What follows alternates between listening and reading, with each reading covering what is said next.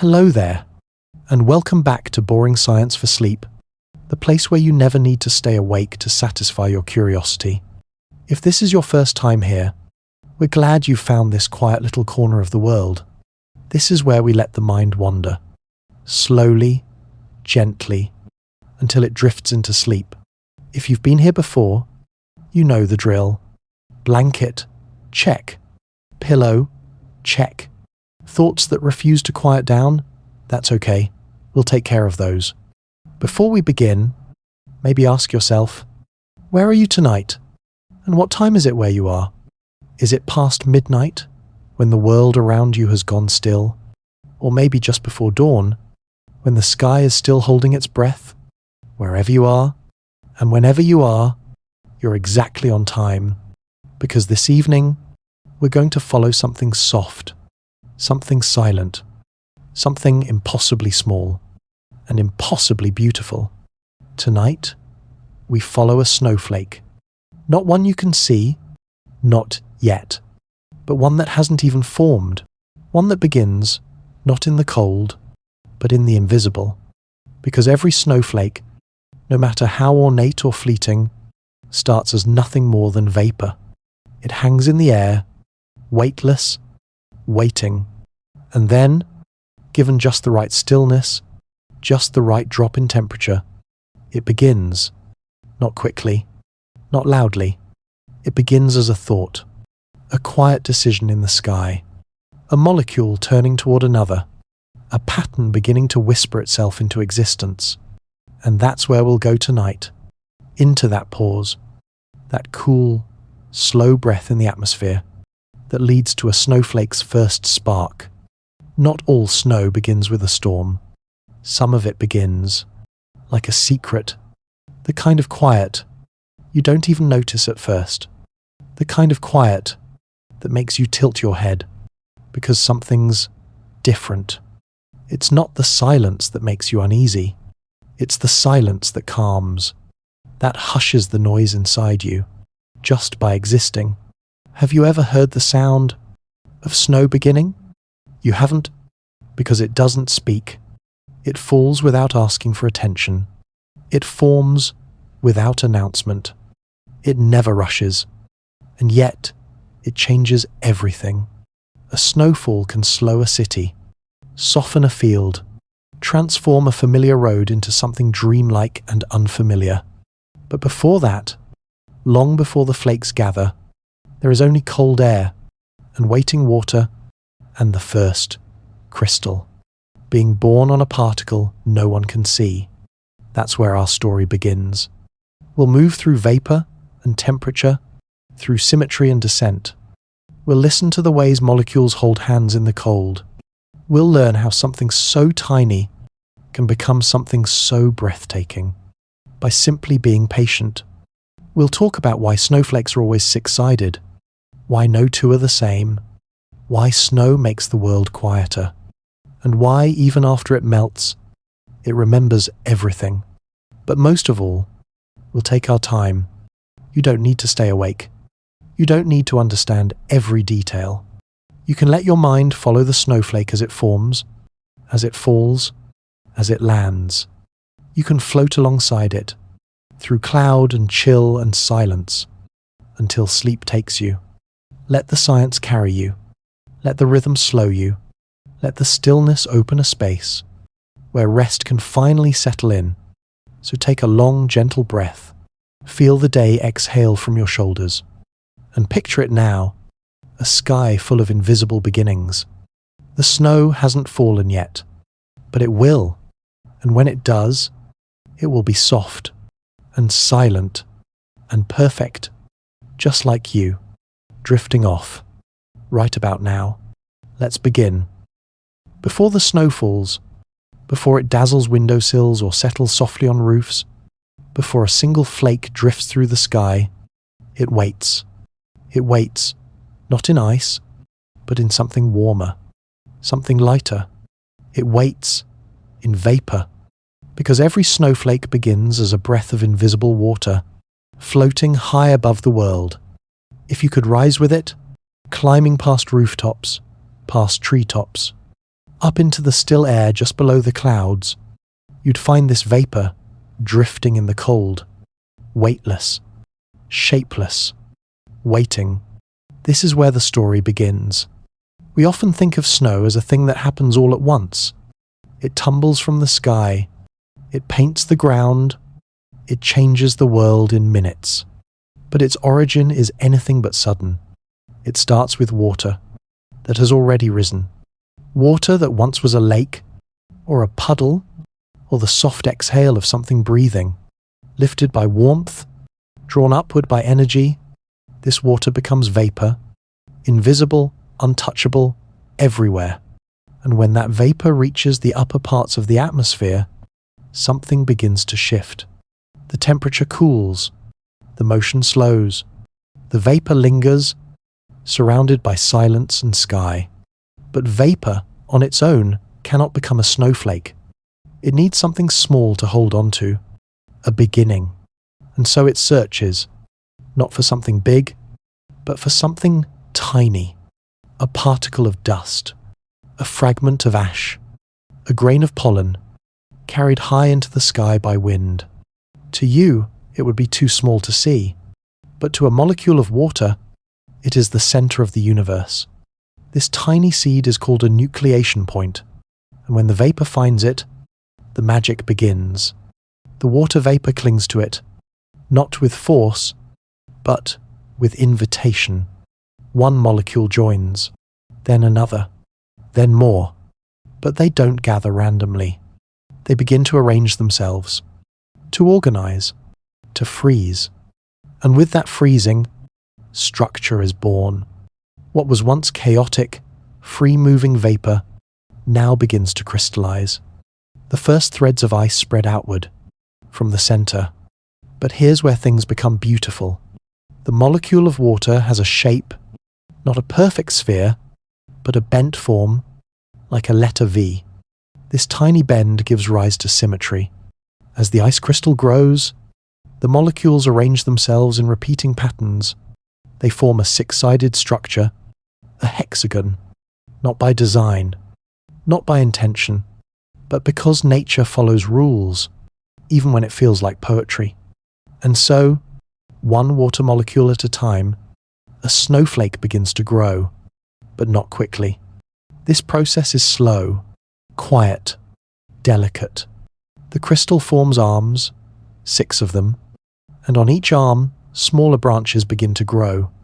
The pattern is governed by the air around it, the temperature, the humidity, the movement of wind, and all of this is happening before the snowflake even falls. High in the cloud, in the hush above the noise of the world, a tiny ice crystal is becoming something no one has ever seen before. Every flake starts this way. Every flake begins in vapor. And yet, from the same basic material, from water and cold and time, come infinite variations. The conditions that surround the forming flake change second by second. One side of the flake may be in cooler air. One branch may grow faster than the others. A subtle shift in humidity can produce a sudden flare of complexity. But no matter how complex it becomes, it always returns to that center. That first seed, that invisible beginning. Some crystals never grow beyond that. They begin, but then melt, or evaporate, or drift apart before taking form. Others grow strong and steady, symmetrical, intricate, stable. But all of them begin with vapor. Think about that for a moment. What we often see as solid, as frozen, as final, starts in a state of total openness. In air, in water that has no shape, no color, no sound. That's where snowflakes come from the unseen. It's a kind of quiet trust, isn't it? That something so delicate, so beautiful, can emerge from something you can't even see. The science here is clear. Water vapor condenses around a nucleus, freezes, forms a crystal, grows. But the feeling? The feeling is something else. It's the feeling of watching a soft sky that doesn't announce itself. It's the sense of wonder. when you catch a snowflake on your glove and realize you're holding something that has never existed before and never will again. And all of it, the whole journey, started high above you as vapor, waiting.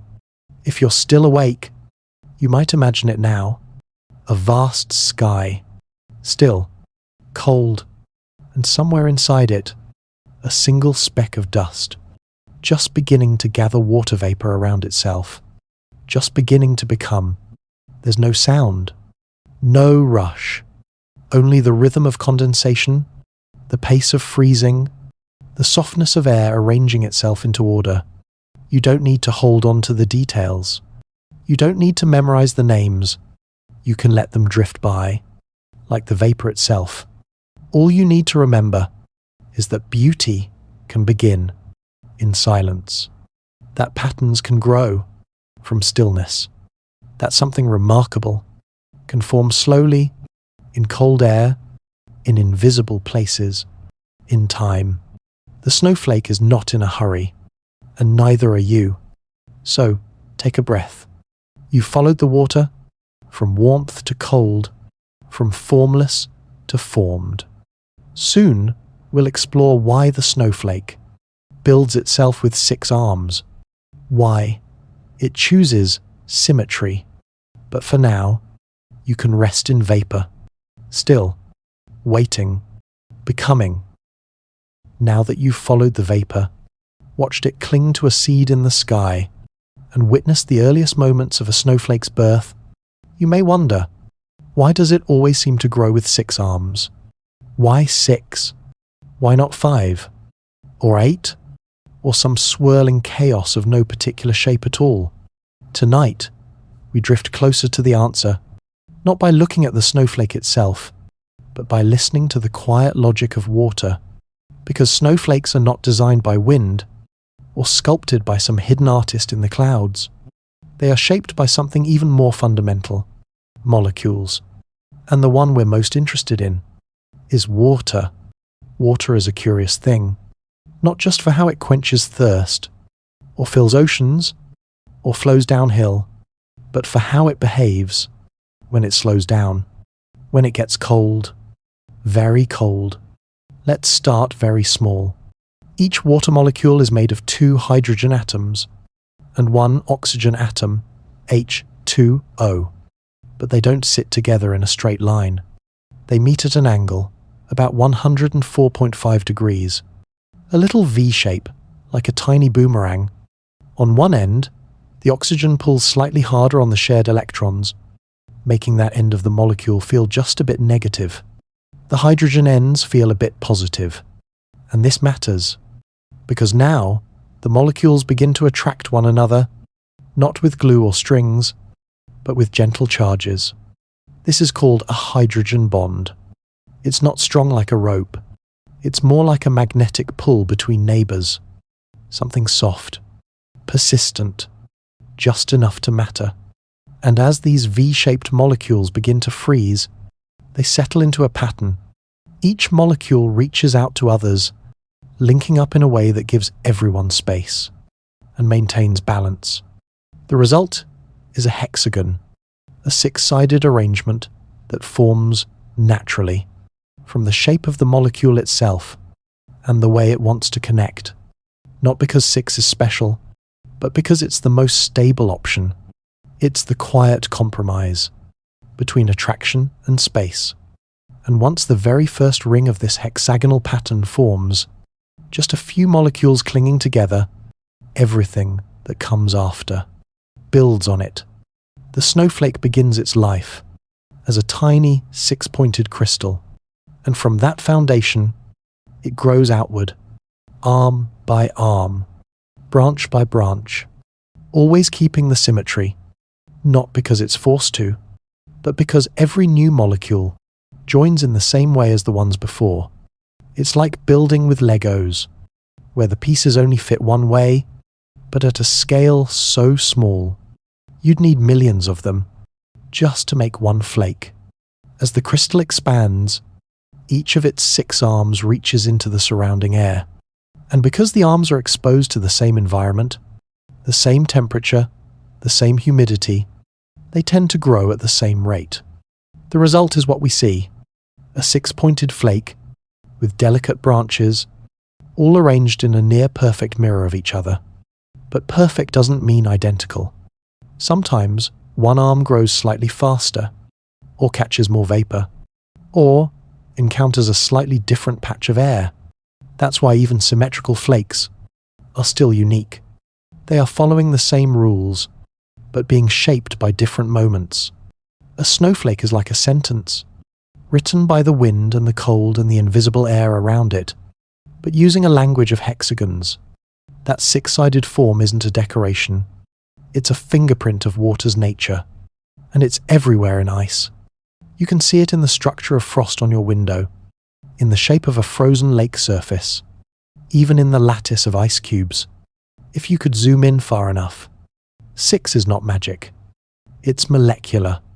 It's what happens when water slows down and settles in. And that's a lovely thought, isn't it? That symmetry isn't imposed. It emerges from simple shapes, simple rules, repeated gently, over and over. You don't need grand forces to create beauty, just molecules behaving with patience. Now imagine watching this from above.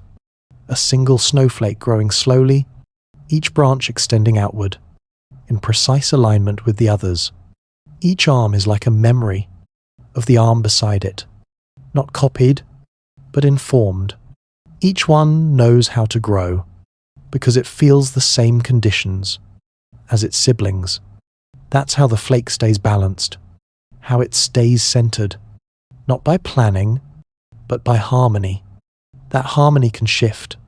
If the air changes, if the temperature dips, or if a gust of wind moves the flake through a new layer of cloud, the growth pattern adjusts.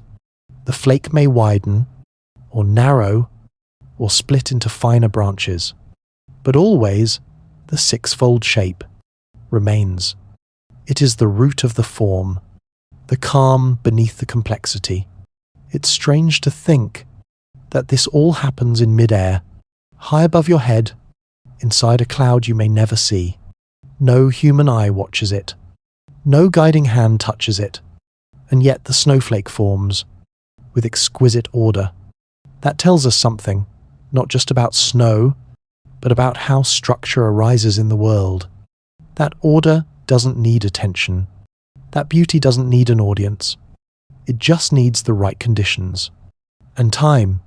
Even if you've seen 100 snowflakes, you haven't seen this one. The one growing now, the one made from this specific vapor, in this particular air, on this precise journey through the sky. That's what makes each flake unique. Not because it wants to be, but because it can't help it. The symmetry is shared, but the path is personal. Just like you. You follow a pattern, breathe in, breathe out, wake, sleep, but your days are your own. No two moments alike, even if they look familiar. And when you rest, you are not resetting. You are returning to a shape that is yours alone, like a snowflake, finding its form in the cold. So if you're still listening, still drifting gently through this thought, you can imagine it now, a six-armed star, growing slowly, invisible in the hush above, not needing to know what it's becoming, only reaching outward, in balance, in stillness, in the rhythm of what is. Soon, we'll follow it downward, into the air, through layers of cloud, and into the long fall that shapes its final form. But for now, let the symmetry hold you. 6 sides, 6 branches, 6 points of peace, and sleep. The snowflake has formed, high above the earth, inside a hush of cloud. A tiny, 6-armed crystal now floats, fragile, ordered, and ready for its descent. But it does not fall fast. It does not plummet or tumble violently. It drifts, as if considering each moment, as if choosing its path one breath at a time. The journey from cloud to ground is slow, measured in minutes and shaped entirely by the invisible.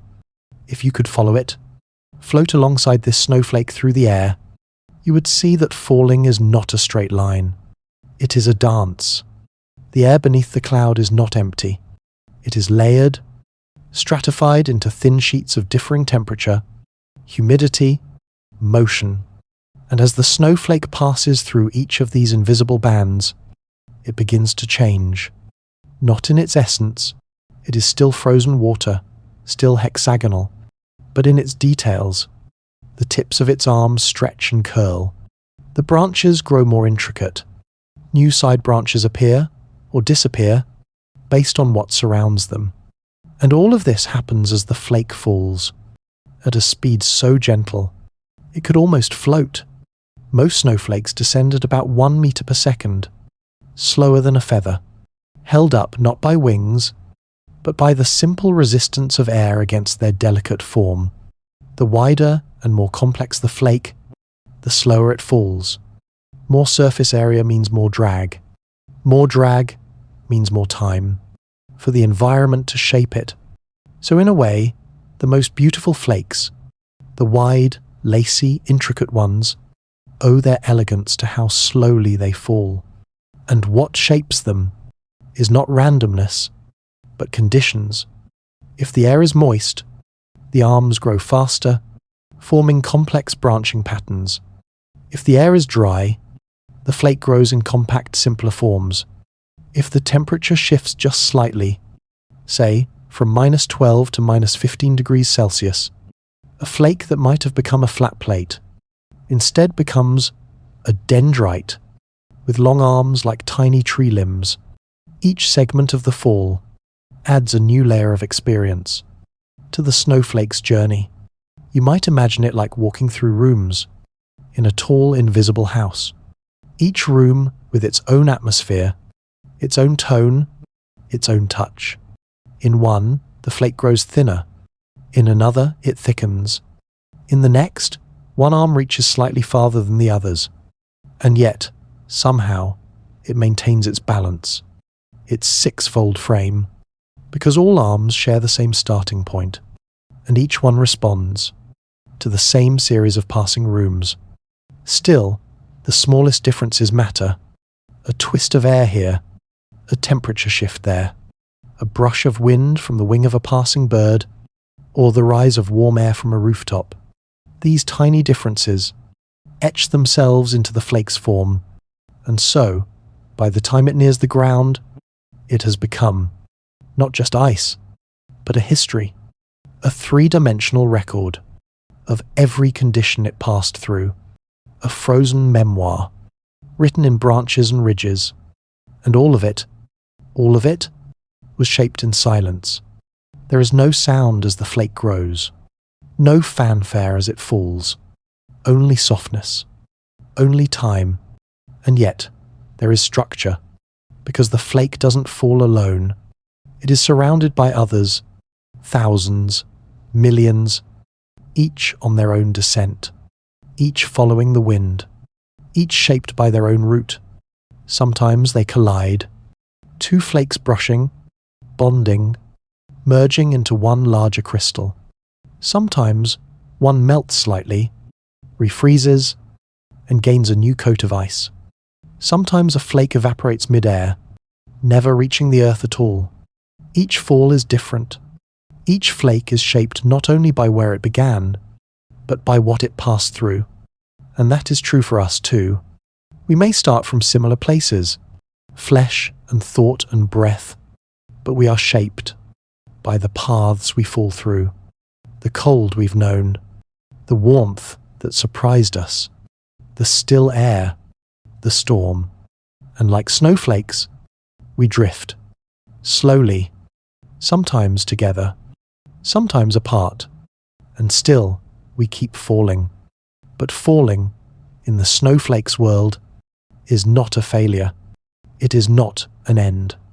It is a continuation, a fulfillment, because a snowflake doesn't exist only to form. It exists to arrive, to complete its journey from vapor to solid, to soil. And the fall is where the beauty builds. That is where the arms grow wide, where the edges turn to lace, where the uniqueness emerges from uniform beginnings.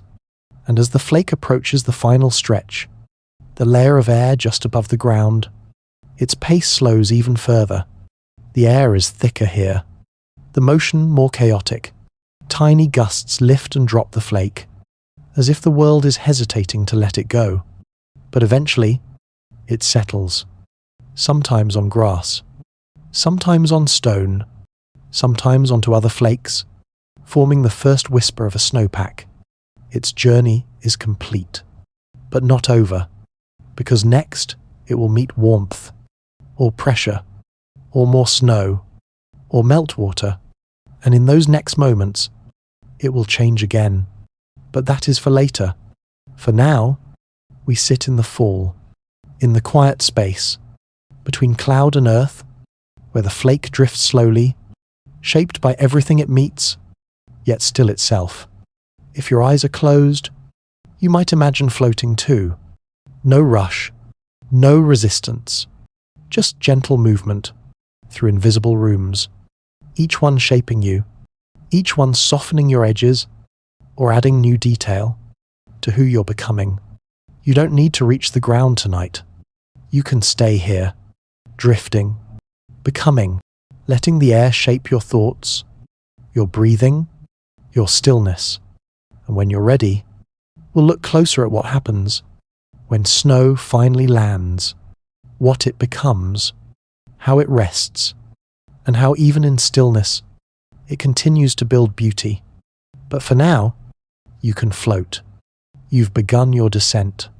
Let it be slow. Let it be quiet. And sleep. The snowflake has landed. Its descent, shaped by wind and temperature, has ended in a gentle arrival. But if you could look at it now, closely, slowly, you'd see that it is not simple. It is a structure, a sculpture, a pattern whispered into being by air, water, cold, and time. And it belongs to a vast family, not of sameness, but of variation.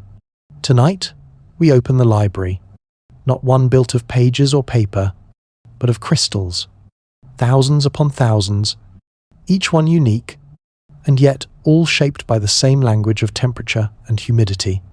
Each snowflake, in its final form, is a record, a tiny document of the sky. And in this segment, we'll explore how those records are written, not in ink, but in ice.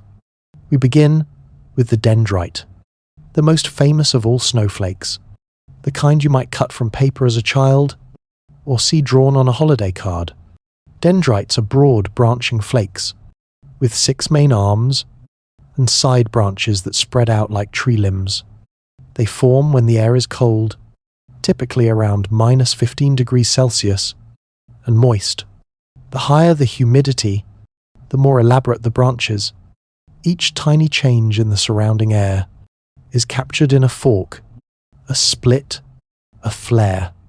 The result is a flake that looks almost alive, like a starfish or a frozen flower growing outward with impossible grace. Now imagine something simpler. A plate, thin, flat, smooth at the edges, or maybe with faint notches. Plates form when the air is a little warmer, around -2 to -10 degrees Celsius, and the humidity is lower. They are symmetrical, but minimal. No arms, no branching, just quiet precision. Sometimes these plates stack, one atop another, creating layers like a frosted sandwich. These are called sector plates or stacked plates, depending on their shape. Now shift a little colder. Picture a column, a 6-sided shaft of ice, almost like a tiny pencil, falling point down through the sky. Columns form around -5 degrees Celsius, especially when the air is dry. Sometimes they are capped at both ends, with small plates, like wheels on an axle. These capped columns look like miniature hourglasses, or dumbbells, or wings. Now shift again. Imagine something finer, a needle, not made of metal, but of ice. Thin and fragile, these needle-like crystals grow in narrow conditions, often when the temperature hovers around -5. You won't see them sparkle like dendrites. They aren't flashy, but under a microscope, they are perfect, sleek, slender, formed with a quiet kind of accuracy. And then there are bullets. Yes, snowflakes shaped like tiny bullets, rounded at one end, tapered at the other. These are rare, formed in highly specific conditions, usually in high-altitude clouds. Sometimes they cluster, joined in bundles of 3 or 4, falling together like a miniature bouquet of ice. And what about irregulars? Not every snowflake is photogenic. Not every flake grows symmetrically. Some collide with others. Some melt and refreeze. Some are broken by wind or joined with droplets that distort their shape. These are called irregular crystals, and they make up the majority of what we call snow. They may not be perfect, but they are no less real. Each one still began in vapor. Each one still tells a story.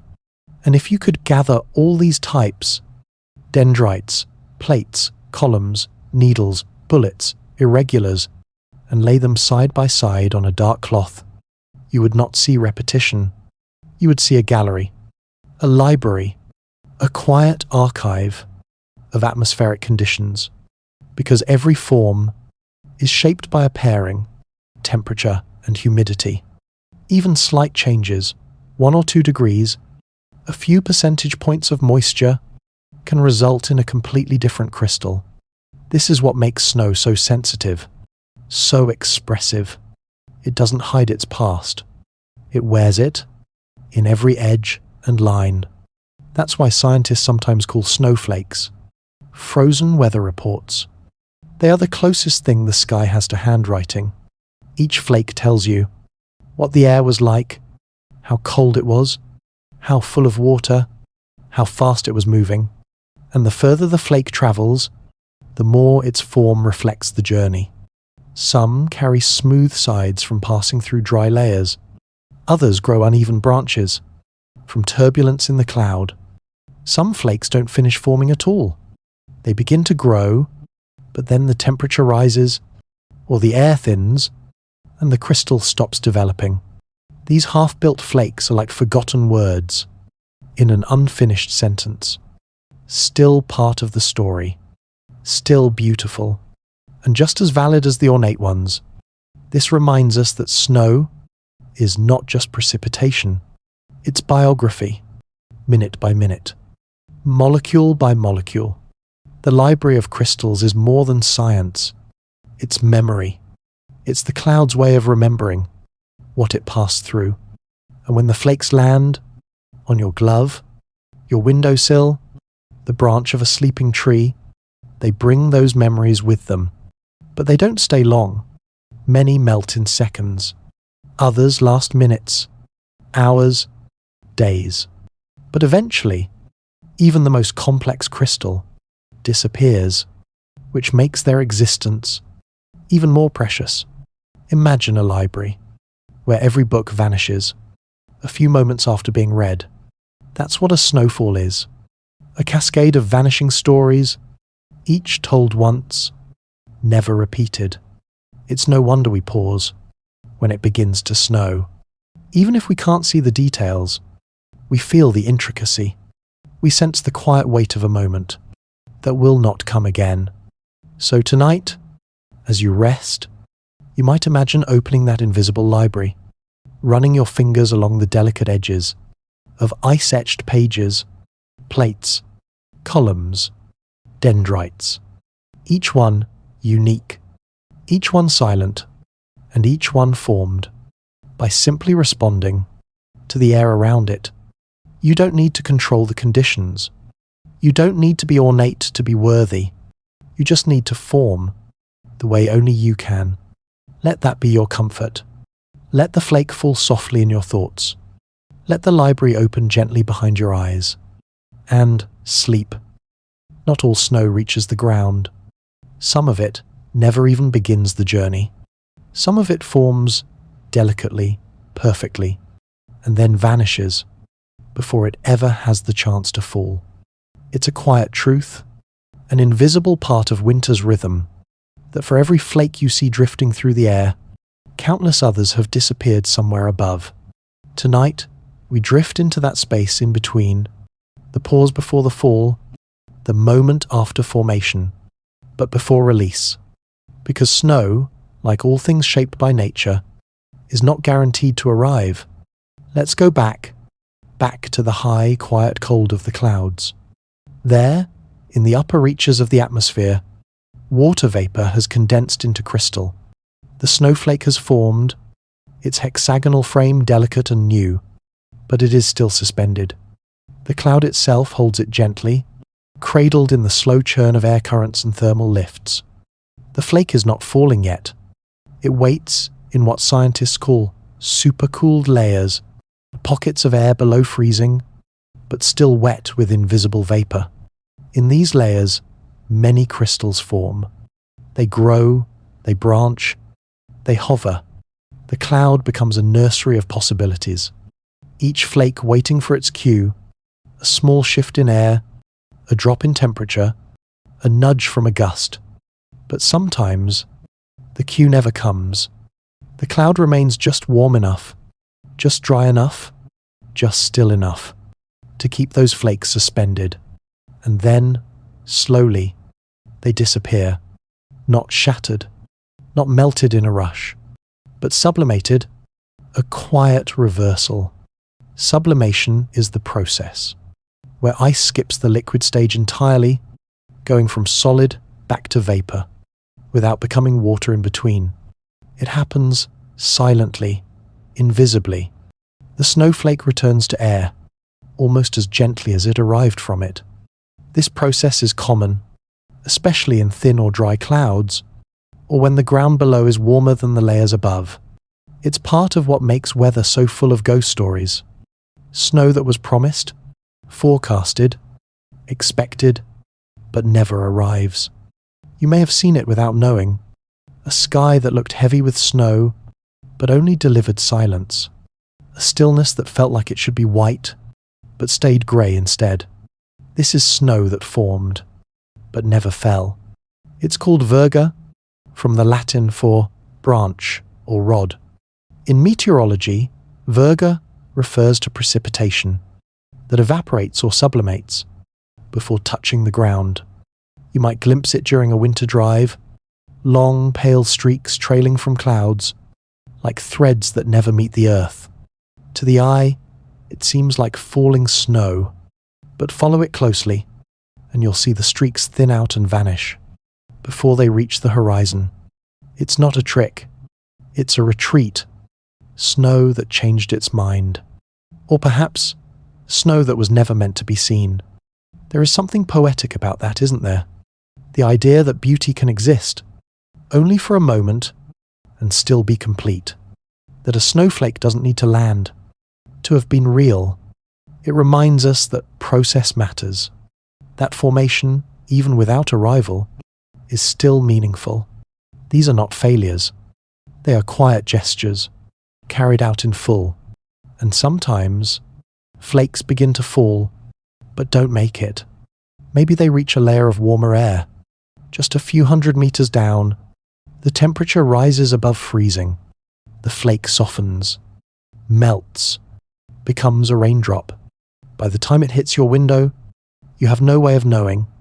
It began as a perfect crystal, but it did, and that journey is not undone, just because the form changed. Sometimes, a snowflake becomes something else mid-fall, a droplet, a mist, a shimmer in the air. Sometimes, it hovers for minutes, carried by updrafts, delayed by turbulence, never quite finding the path downward. Some flakes even rise again, lifted by thermals, broken apart and rebuilt, in layers above, and some remain locked inside the cloud, embedded in ice particles, waiting for another storm to stir them loose. Days later, they may finally fall, or not at all. They might stay hidden, frozen in the memory of a cloud, until that cloud itself dissolves into vapor and sky. This is the pause between storms, the invisible intermission, where ice forms, waits, and vanishes without sound. The atmosphere is full of these moments, formations that never arrive, stories that are never witnessed, structures that hold their shape for only seconds before releasing it again. But that doesn't make them any less real. The snowflake was still formed, still symmetrical, still beautiful. It simply didn't fall. And perhaps that's a comfort too, that not all endings need to be visible, that becoming is enough. You too may feel sometimes like you're hovering, half-formed in some layer of waiting, paused between decisions, between seasons, between who you were and who you are becoming. It's okay. Even in stillness, things change. Even when you don't fall, you are still growing, still shaped by the temperature around you, the thoughts inside you, the space you quietly occupy. The clouds are full of futures that may never arrive. And that's not a tragedy. It's a form of softness, a type of mercy, a snowflake that sublimates, does not fail. It simply follows a different path. Maybe your thoughts tonight are doing the same, forming delicate ideas that don't need to land. They can rise again, evaporate, reshape. You don't have to finish everything you begin. You don't have to fall all the way down. You are still part of the sky's process, still made of something beautiful. So, if you're still awake and still resting within this thought, you can imagine it now. A flake just formed, hovering in a layer of cloud, surrounded by others just like it. They do not fall. They simply are. And then, like breath exhaled in cold air, they vanish, back into vapor, back into possibility. Let them drift. Let them go. Let them teach you that even unlanded moments can be full of meaning. Even pauses can bring peace and sleep. The snowflake has traveled far. It began as invisible vapor, lifted from lake or breath or soil. It gathered around dust, crystallized in the cold, and floated through layers of cloud and air, shaped by silence, guided by temperature, made intricate by patience. And now it lands. It lands without sound, without applause, without even noticing it has arrived.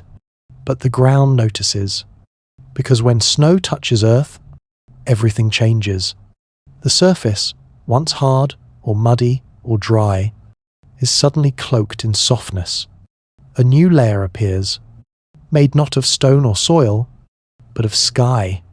Let's settle down now, right where the flake has landed. There, on a leaf, or a branch, or the furrowed bark of a tree, or maybe on the roof of a sleeping house, or your outstretched mitten. The snowflake joins others. It begins, at last, to become part of something larger. This is the beginning of accumulation. Each flake may be small, but together they build blankets, thin at first, then thicker. They fill in the gaps. They soften the edges. They erase the sharpness of the world. Curbs blur. Fences lose their corners. Trees grow rounded shoulders. What once looked rigid becomes quiet. What once stood firm becomes gentle. But snow does more than cover. It transforms the Earth's behavior. That fresh layer of flakes, called new snow, acts as insulation. Even though it's made of ice, it traps air within its structure. That air, still and unmoving, acts as a barrier between the cold sky and the warmer ground. It's a paradox of nature. Cold snow keeps the ground beneath it from freezing too deeply. Beneath a thick blanket of snow, roots can rest undisturbed. Insects sleep below. Seeds wait, safely buried. This insulating property is why animals burrow under snow, why foxes curl into tight ovals, why mice build tunnels below the surface, hidden walkways of warmth, just inches beneath a frozen world. Snow reshapes not just the land, but the sounds upon it. You've heard it, haven't you? The hush after a snowfall. The world gets quieter. This happens because snow absorbs sound. Its tiny air pockets scatter noise. Footsteps dull. Voices fade. Cars grow muffled, like they're driving through a dream. Even your own breath sounds different. More present, more important. As if the snow has pulled a blanket over the earth and whispered, "Rest now." But snow on the ground is not just a quieting force. It is also alive with motion, not fast, but slow. Over time, the snow settles. The sharp edges of individual flakes begin to blur. They compact. They shift. Some melt slightly in sunlight, then refreeze into grains. Snow becomes firm, older, denser snow that's beginning to forget its original form. This process continues, and in places where snow remains year after year, firn becomes glacial ice. Layer upon layer, snow presses itself into memory, air trapped in bubbles, seasons sealed inside. But even when it won't last long, even when the snow will melt by morning, its time on the ground is meaningful. It tells us things, reveals patterns. Where snow collects, we learn about wind. Where it melts first, we learn about sunlight. Where it lingers, we find shadows. A snow-covered field is not blank. It is full of information. You just have to know how to read it. And animals do. The tracks of deer, fox, rabbit, human, all printed softly on a white page. A story in footprints. A record of motion, written overnight. But even more subtle than tracks is what snow says to water. Because eventually, always, snow melts. Sometimes quickly, sometimes over days or weeks. The meltwater soaks into soil, feeds aquifers, joins rivers. This is how mountains water valleys, how glaciers feed streams. Snow is not just decoration, it is a reservoir, and the way it melts matters. If the melt is slow, it nourishes. If too fast, it floods. So the snow's behavior on the ground isn't only poetic, it's critical. Its texture, powdery or crusted. Its depth, light or deep. Its density, fluffy or packed. All these determine how the land will drink. When the snow becomes water, and before it melts, it reflects. Snow is bright. It has a high albedo, meaning it reflects a lot of sunlight. This helps cool the earth. A white field reflects heat that bare soil would absorb. In this way, snow is not just passive. It participates in the planet's temperature. It regulates. It balances. But snow can also trick the eye. It hides what lies beneath. A patch of ice. A pothole. A crevice. That soft surface is not always safe, and so we tread carefully. Because snow is both kind and cautious. It invites wonder, but asks for respect. And as you imagine the ground tonight, blanketed in that soft hush, remember that every layer beneath the surface has a story. The first flakes, the windward drift, the hidden melt, the settling grain. It is not just what's above that matters. It's what's below. So many things rest beneath snow. Seeds waiting for spring, roots anchoring trees, creatures in torpor, memories sealed in cold, and perhaps your thoughts too, ideas not yet ready to bloom, feelings you've buried for safekeeping, dreams hibernating in the quiet. Let them rest there. Let the snow hold them gently, because that's what snow does best. It holds without judgment. It covers without erasing. It transforms without destroying. You don't need to dig tonight. You don't need to uncover or explain. You can let your thoughts rest beneath the snow's quiet layer, knowing they will keep until the thaw. And maybe, when the time is right, they'll rise again, softened, watered, ready. But not tonight. Tonight, the ground awaits and receives and holds. You too can receive this moment. Let it settle on you like snow. Let it soften your breathing. Let it quiet your muscles. Let it cover you, not to hide, but to soothe. The snowflake has found its place, and so can you. Sleep now. The earth will wait with you. The snowflake has landed. Not just one, thousands, millions, falling through the hush of the sky, resting one by one upon the contours of the earth. And as they gather, layer upon layer, they begin to do something remarkable.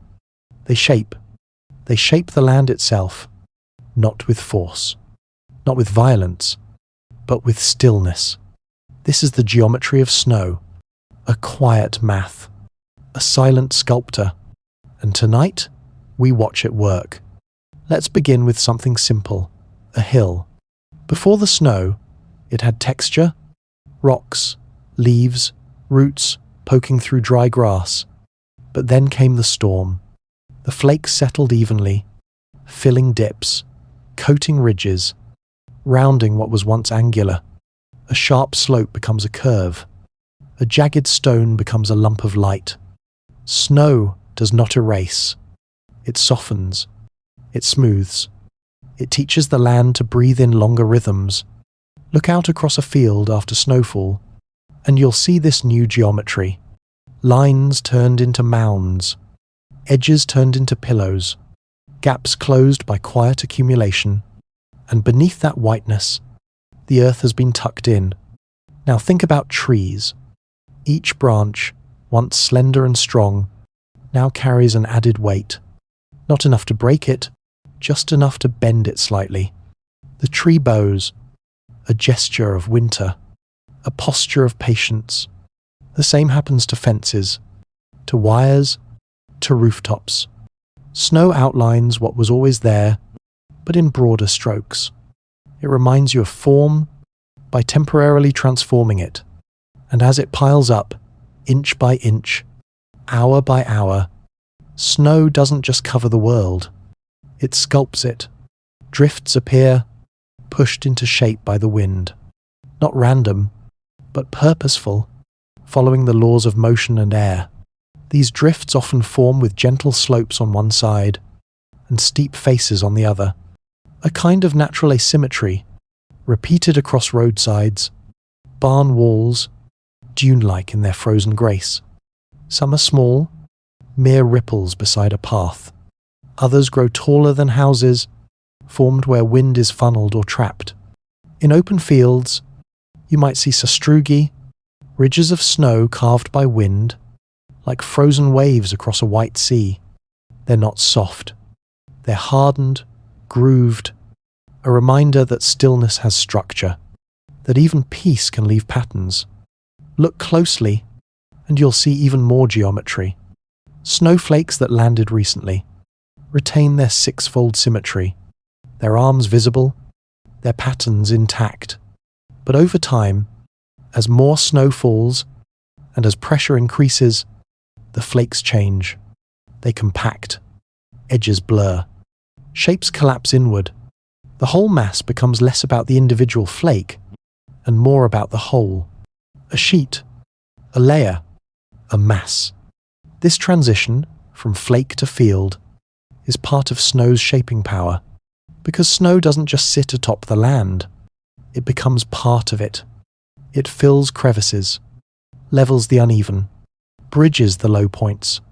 Even the way snow settles into footprints is a kind of architecture, a shallow bowl, a depression that records motion, then slowly vanishes with wind or time. The land beneath snow doesn't resist. It yields, and in doing so, becomes temporarily transformed. Snow reshapes the way we see geography, A forest becomes monochrome. A city becomes sculpture. Light behaves differently too. The flat whiteness of snow bounces sunlight in every direction. Shadows soften. Lines blur. But on clear nights, under moonlight, snow takes on a glow. Not from within, but from reflectance. A blue-white radiance. A kind of quiet gleam that outlines trees, fences, rooftops with silver. In this light, snow becomes geometry in motion. Each drift, each pile, each smooth line, part of a silent design. You can walk through, but never touch all at once. And as you walk, you leave marks, footprints, trails. Those shapes matter too.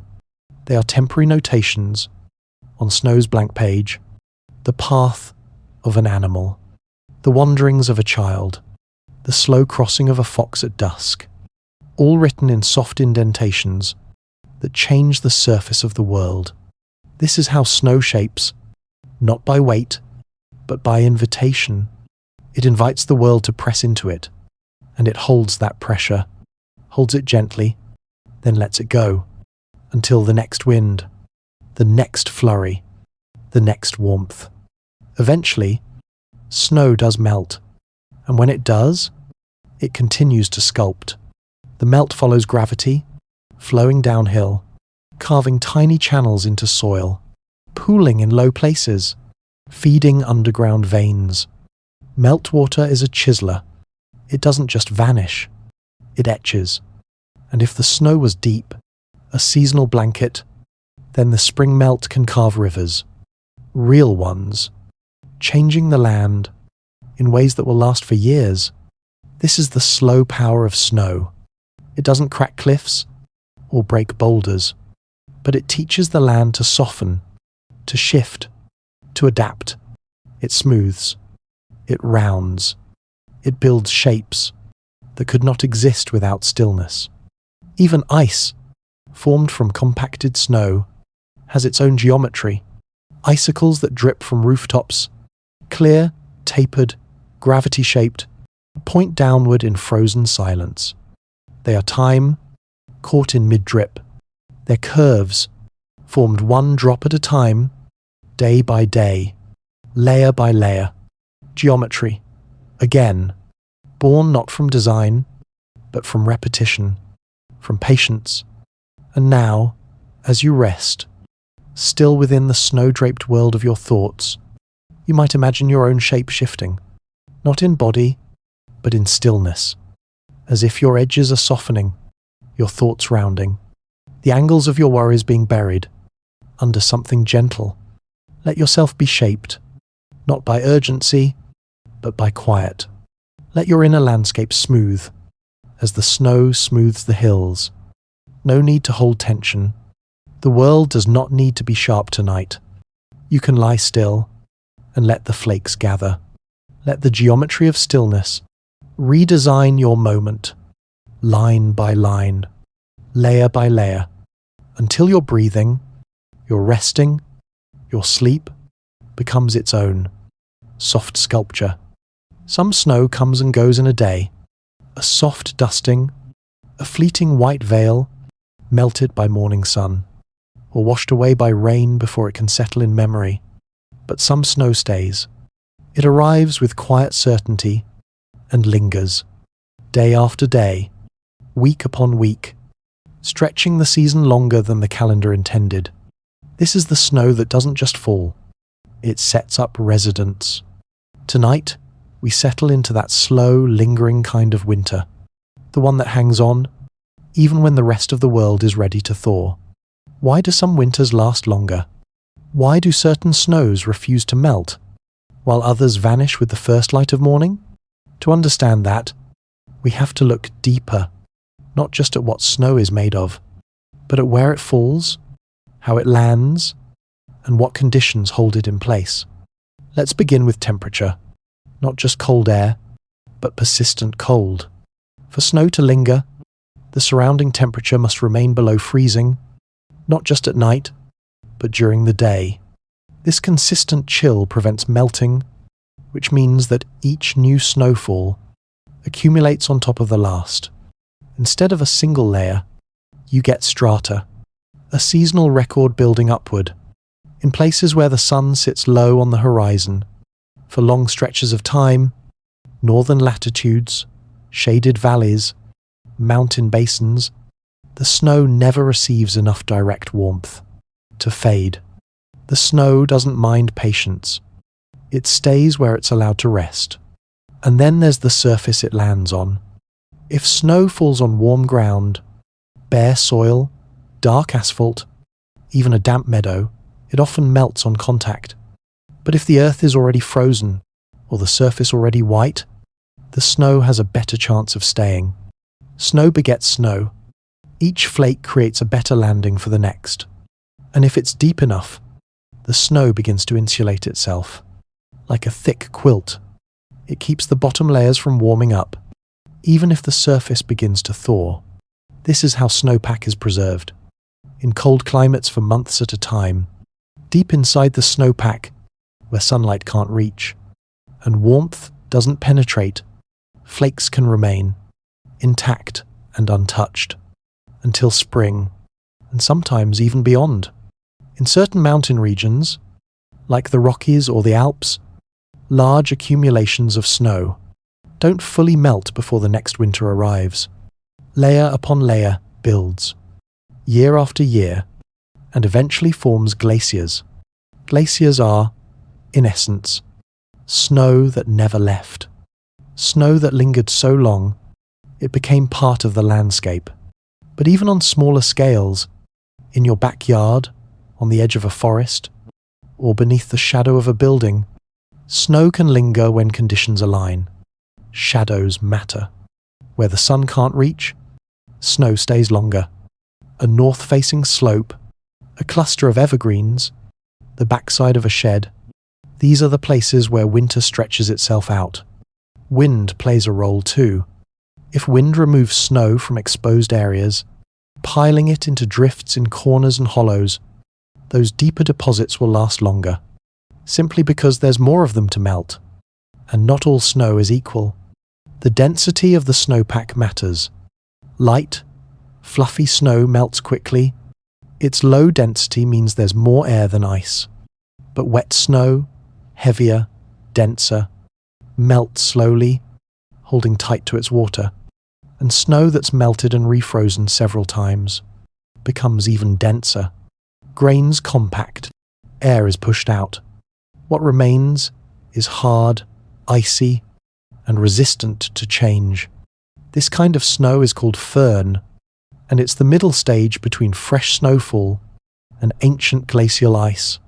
Firn can linger for months, even in modest winters. And then there's snow that becomes ice crusts. It's formed when the surface melts slightly in the day and freezes again at night. These crusts seal in the snow below, protecting it from sun and wind. Each crust becomes a shield, buying more time for the snow beneath to stay. And time, in winter, is everything. The longer snow lingers, the more it becomes part of the ecosystem. Animals adapt to it.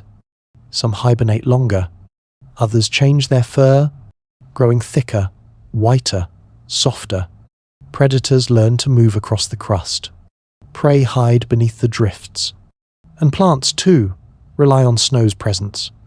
That deep snow insulates roots, prevents frost from penetrating too far, and supplies slow-release moisture when it finally melts.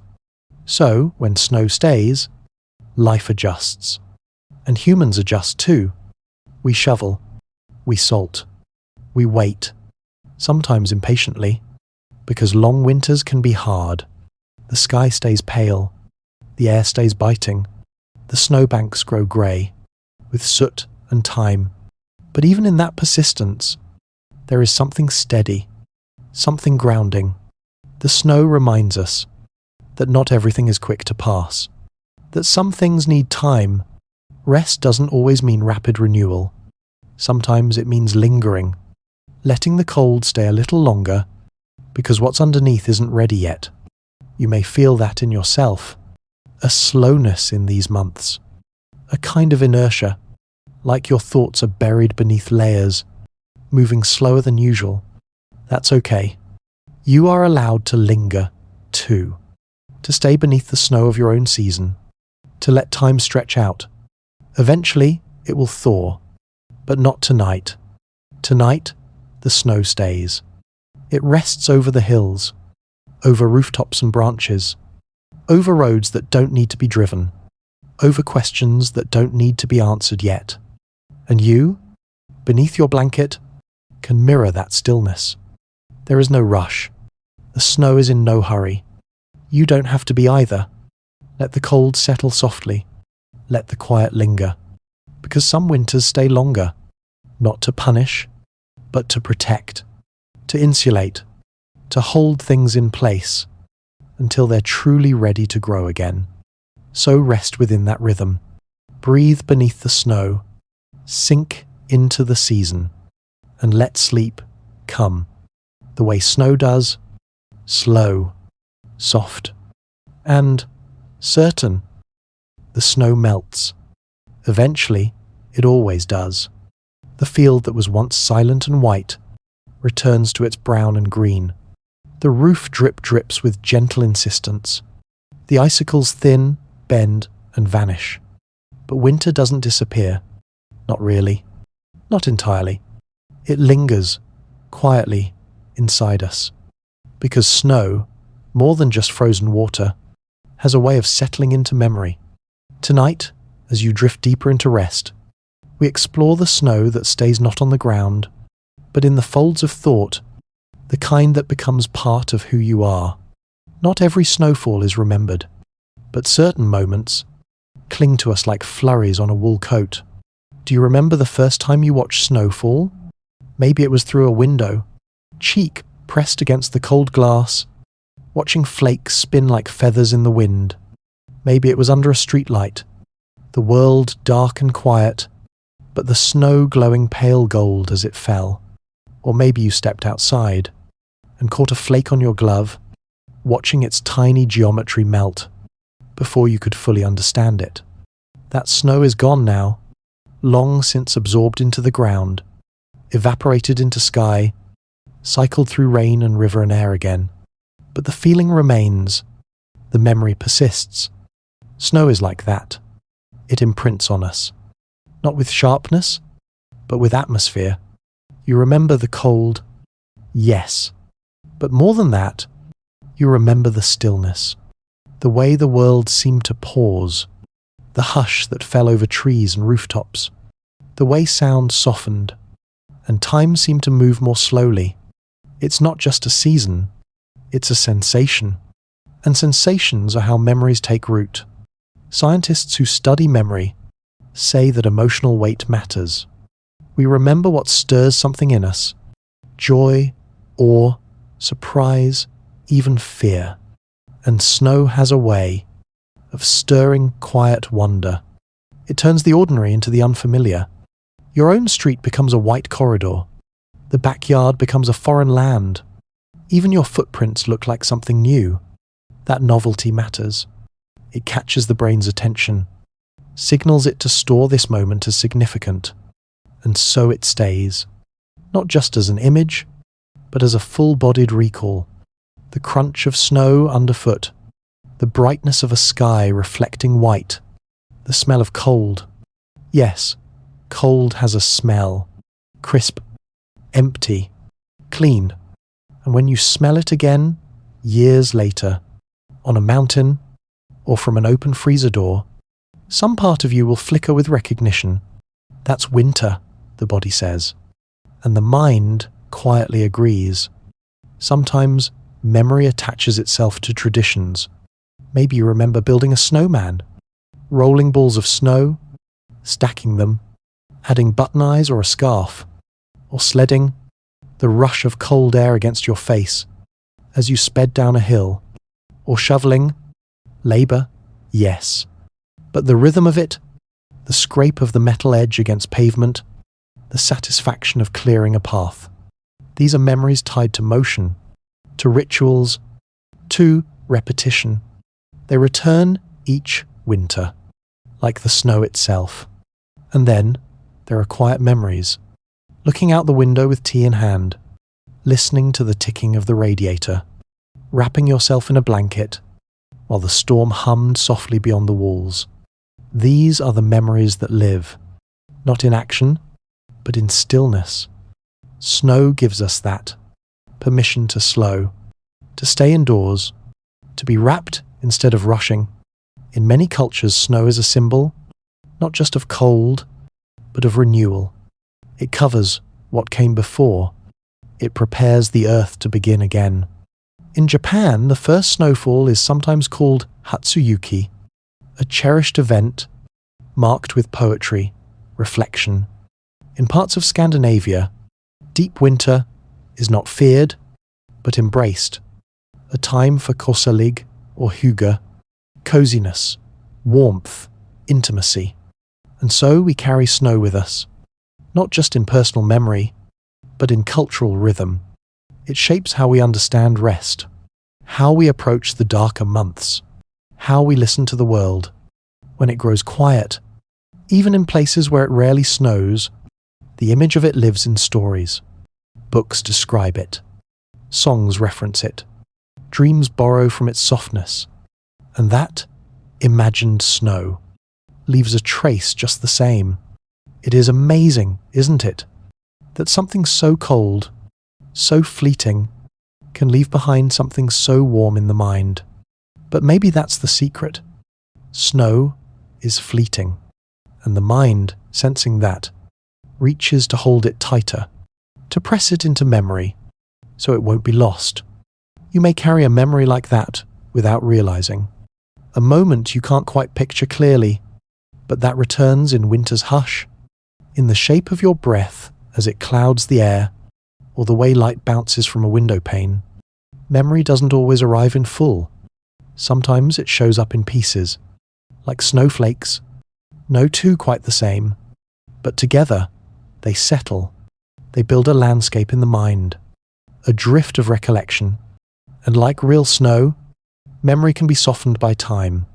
The sharpness fades, edges round. What remains is feeling, a mood, a tone, a temperature in the heart. So tonight, as snow falls in thought, let yourself remember, not with effort, but with openness. Let an image come of a snowfall you once watched, or a morning when the world was blank and glowing, or a moment when you stood still and listened to silence settle over the land. Let that be enough. You don't have to recall every detail. Just let the shape of the memory land gently, like a flake on your palm. And if you feel nothing, no strong image, no bright moment, that's okay too. Snow doesn't always announce itself. Sometimes it accumulates quietly, unnoticed, until you look up one day and realize the world is white. Memory can be like that. It builds slowly, through small experiences, the kind you only notice. Once they've changed you, so let winter live in you gently, not as a storm, but as a season, one you carry even in spring, even in heat, a cool corner in your mind, a hush you can return to, whenever you need to remember how stillness feels, how softness sounds, how snow teaches us to pause, and how memory lets us keep what melts. Sleep now beneath that quiet recollection. Let your mind drift like a snowflake, not lost, but floating towards somewhere soft, somewhere familiar, somewhere remembered. The last flake doesn't fall with a flourish. It doesn't announce itself. It doesn't glow or shimmer or pause in mid-air for you to notice. It just lands, softly, quietly, like the thousand before it. And then, just like that, the storm ends. The sky clears. The wind shifts. And the snowfall becomes something else. A memory. A landscape. A change. Tonight, as you rest here with the final moments of this story, We sit together with the snow that has fallen and the world it has left behind, because snow, more than most things, has always been a quiet teacher of change. It reminds us that transformation does not have to be loud, that shifts can arrive one flake at a time, and that even what melts was once whole. Think about how it all began. A vapor, formless, invisible, lifted into the cold sky, drawn towards something it could not yet name. It touched a speck of dust and began to crystallize, to take shape, to build structure where before there was none. And in doing so, it became something entirely new. A snowflake, individual, complete. That moment of taking form is not unlike change in our own lives. We often begin as a cloud of thoughts, scattered intentions, hopes without names. And then something shifts. We focus, we commit, we crystallize, we become. But the story doesn't end there. The flake falls, passes through layers of air, warm and cold, turbulent and still. Its path bends, its edges shift, it lands where it did not expect. And even then, its form does not last forever. That's the second lesson. Change isn't just about becoming. It's about becoming again. Snowflakes melt. They vanish. But what they become, raindrops, river water, clouds again, is never an ending. It's a continuation, a cycle, a reminder that nothing is wasted. Not shape, not time, not even stillness. This is why snow humbles us, because it shows us that beauty can be brief and still meaningful, that identity can shift and still be true, that letting go, melting, is not the same as disappearing. So, if you're holding on to something tonight, a version of yourself, a belief, a moment you're afraid to let change, let the snow sit with you. Let it show you. That release can be gentle. That transformation doesn't erase what came before, it carries it forward, in a new form. The snowflake does not mourn the melt.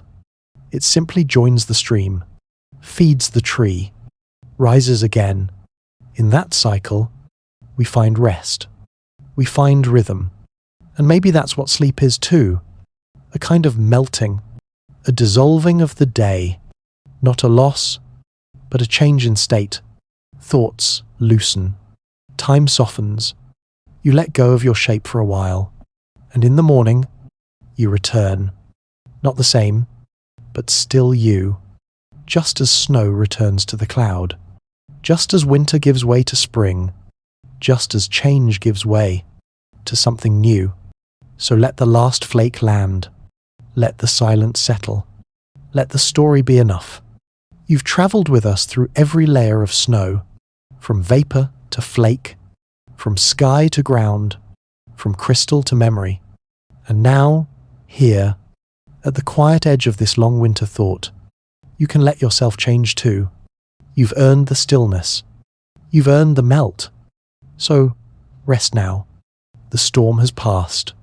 The flake has landed, and the world waits, soft, white, and ready for you to dream. Thank you for falling asleep with us tonight. This has been Boring Science for Sleep, and you've been listening to how snowflakes are made. Wherever you are, whatever season you're in, may your thoughts soften and your rest be deep. We'll see you again soon. Good night.